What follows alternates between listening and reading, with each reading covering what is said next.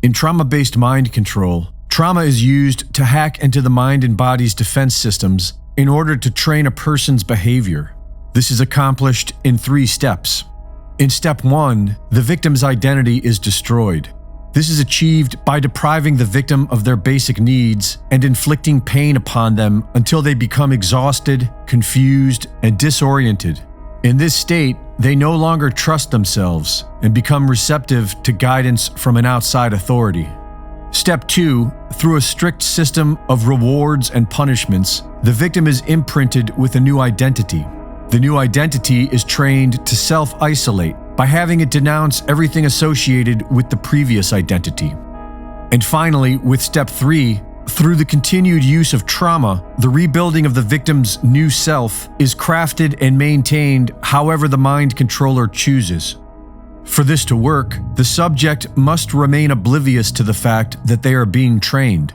This is accomplished by keeping them in a helpless victim state of mind with the use of trauma.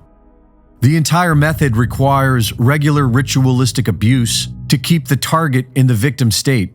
Declassified documents show how drugs and sensory overload are used to inflict trauma upon the public. But high-level slaves are often procured from families with an established history of child abuse. Intergenerational or multi-generational trauma abuse is when a person abuses their child, and that child grows up to abuse their child, and that person grows up to abuse their child, and so on. This increases a person's susceptibility to trauma-based mind control. Experiments with mice have shown that the offspring of a traumatized pregnant mother are born depressed and exhibit problems socializing with others. A nurturing upbringing by a healthy surrogate mother did not reverse the abnormal behaviors, indicating an in utero transformation of the brain.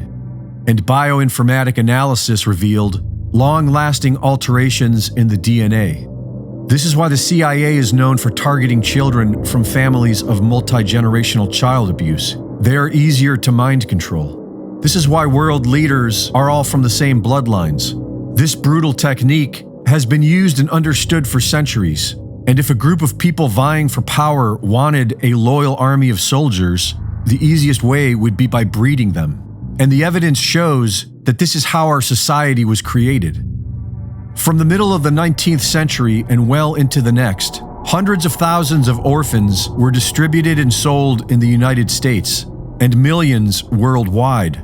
They were advertised, delivered by train, and sold at fairs. In America, these orphans were being managed and distributed by a private organization from Britain known as the Odd Fellows, many of whom were orphans themselves.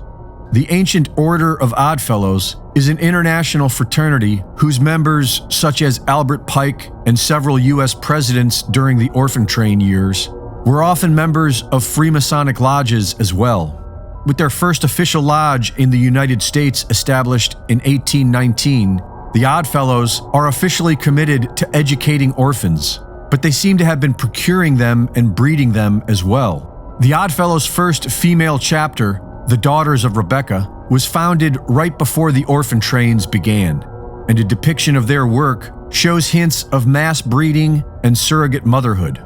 They worked closely with the Odd Fellows at large institutions known as orphan asylums and foundling asylums, where many members themselves were born. The Rothschild banking dynasty provided funding for several of these orphan asylums. According to Philip Eugene de Rothschild, the family has privately bred over 100,000 offspring, including Adolf Hitler. This is why pedophilia is so prevalent among the families of world leaders. While it is used for extortion, its primary function is for trauma-based mind control.